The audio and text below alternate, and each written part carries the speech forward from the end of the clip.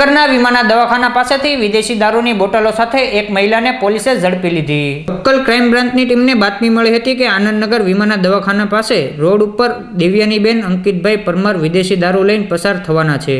જે બાતમીના આધારે એલસીબીની ટીમે દારૂના ચપટા 29 સાથે દેવ્યાનીબેન પરમારને ઝડપી લઈ ધોરણસરની કાર્યવાહી હાથ ધરી હતી।